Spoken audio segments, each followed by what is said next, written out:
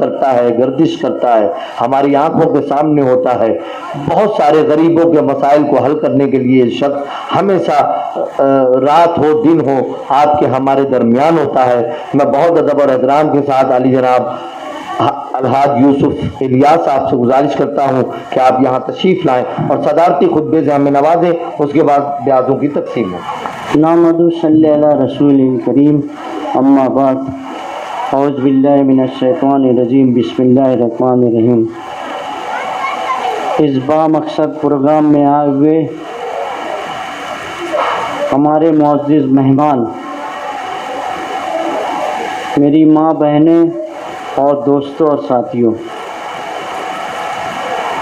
صوفی ملت صوفی غلام رسول صاحب کی مجھے آج بہت یاد آ رہی ہے کہ وہ ہر وقت کوئی نہ کوئی پروگرام کے لیے میرے کمپاؤنڈ میں آیا کرتے تھے، مشورہ ہوتا تھا۔ جہاں معصوم کٹی ہے، جہاں نابینا اور نابیناؤں کا مدرسہ چل رہا ہے، وہاں اگر آپ پہلے سے دیکھے ہوں گے تو وہاں پر نشہ کرنے والے لوگ رہتے تھے۔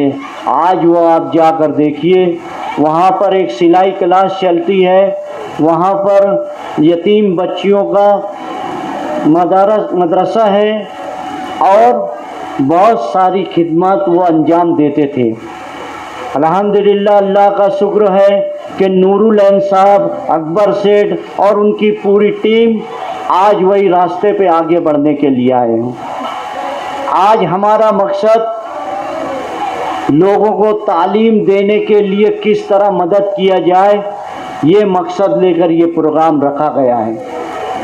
مگر میں غفران حافظ جی ابھی آپ کو بتا رہے تھے کہ کس طرح آپ محدود کر رہے ہیں۔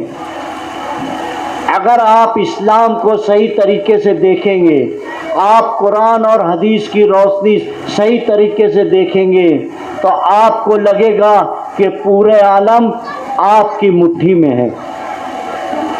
بائی پاس کب نکلا؟ بائی پاس ڈاکٹرز، سائنسدانوں نے کیوں ریسرچ کیا؟ معلوم ہے ایک واقعہ، اللہ کے رسول صلی اللہ علیہ وسلم کا دل نکال کر جنت کے پانی سے دھویا گیا۔ وہ دیکھے کہ اگر دل نکالنے کے بعد لگایا جا سکتا ہے تو وہ دیکھ کر ہی بائی پاس کیا جاتا ہے۔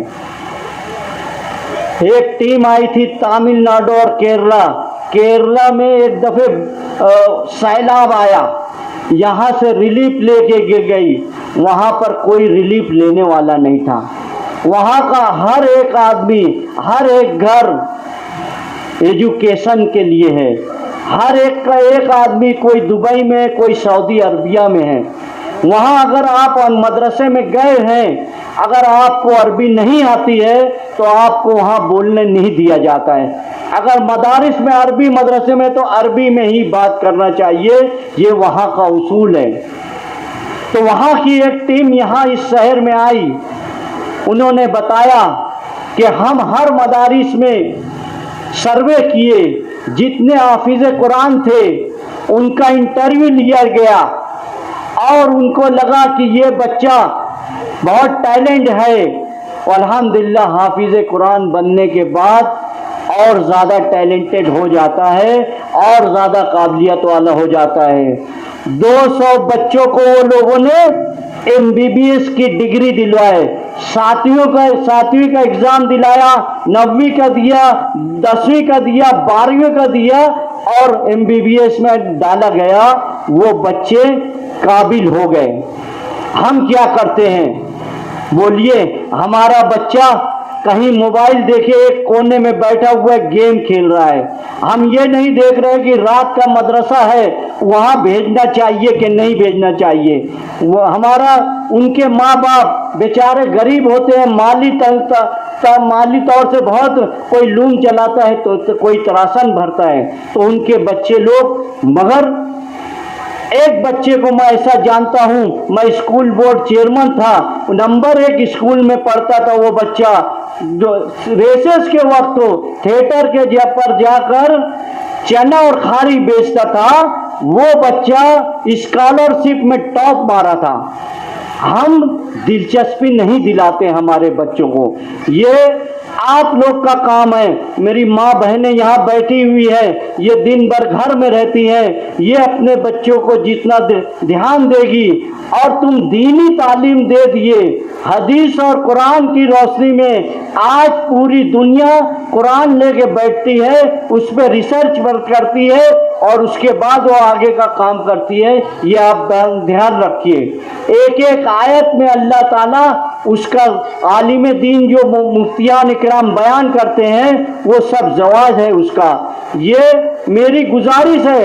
یہ تو کیا ہے, ہم 200-250 بچوں کو دے دیں گے, آج دیے اگلے سال کوئی اور کو دے دیں گے, مگر ہمارا مقصد پورا نہیں ہوتا ہے.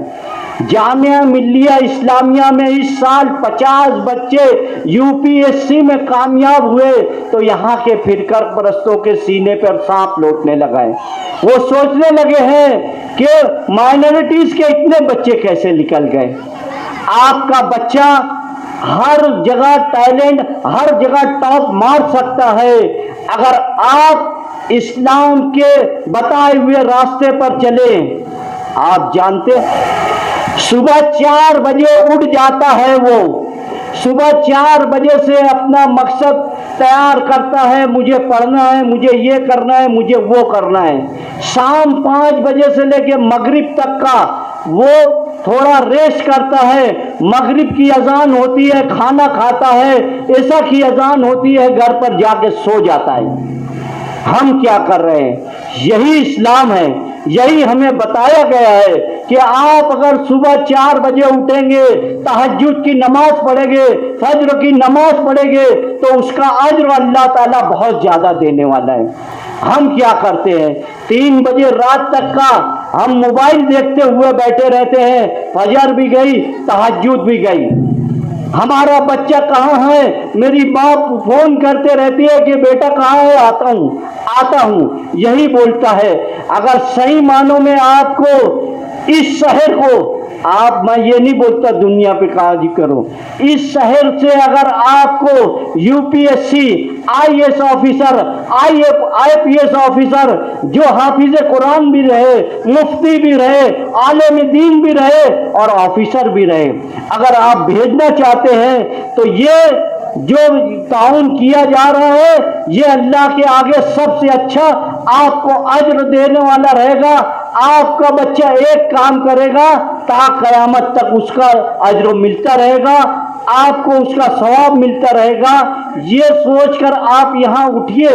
میں یہی گزارش کروں گا, ہر وقت تو ہماری یہی کوشش رہتی ہے کہ کوئی آوے آگے اور یہ کام کرے.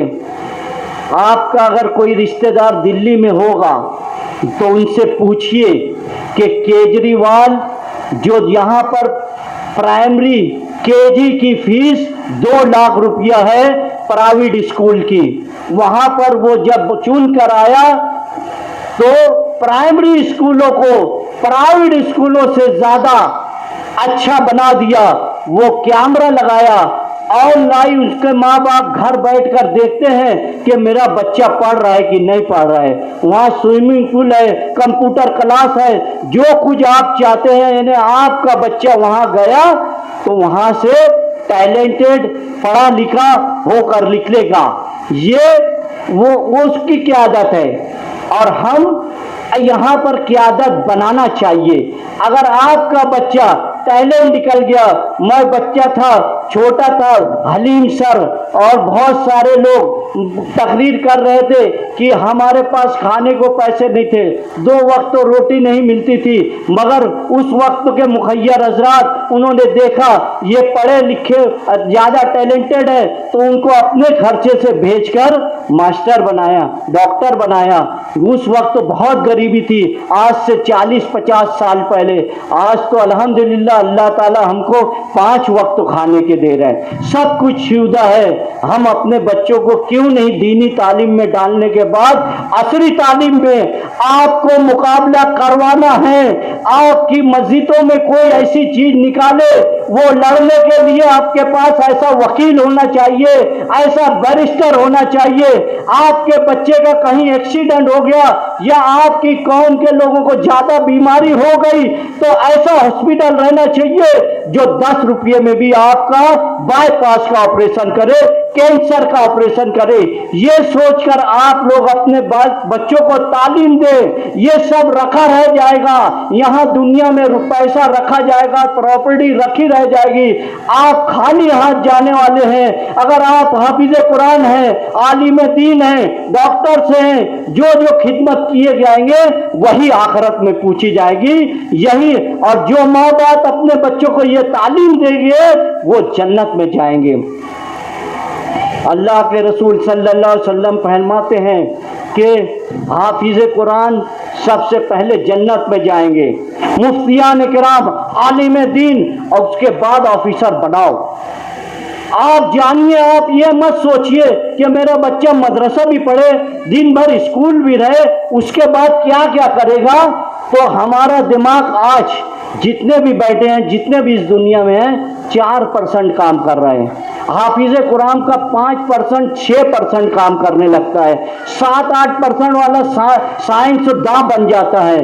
100% آپ کا دماغ کام نہیں کر رہا ہے۔ آپ جانیے، آپ کے بچوں میں اتنا ٹیلنٹ ہے، وہ 5% میں حافظ قرآن بن سکتا ہے، عالم دین بن سکتا ہے۔ یہ جو عباسی ایجوکیشن ویلفیئر سوسائٹی ہے، یہ اس شہر کو کچھ دینا چاہتی ہے، اس لیے یہ پروگرام رکھا گیا ہے۔ میری گزارش ہے، یہ بات لمبی ہو جائے گی، میں کوئی عالم نہیں ہوں، مگر جو مجھ کو مشاہدہ ہوتا ہے، میں جہاں جہاں جاتا ہوں، جو سمجھتا ہے وہ لوگوں کے سامنے رکھتا ہوں۔ الحمدللہ ہمارے شہر میں ہم نے ایسے بہت سارے لوگ کو آگے بڑھانے کی کوشش کی ہے، اور انشاءاللہ تعالی جب تک زندہ رہیں گا اس قوم کی خدمت کریں گے، اس شہر کی خدمت کریں گے، پورے دیش میں جہاں جہاں ظلم ہوگا آواز اٹھائیں گے۔ شکریہ، السلام علیکم۔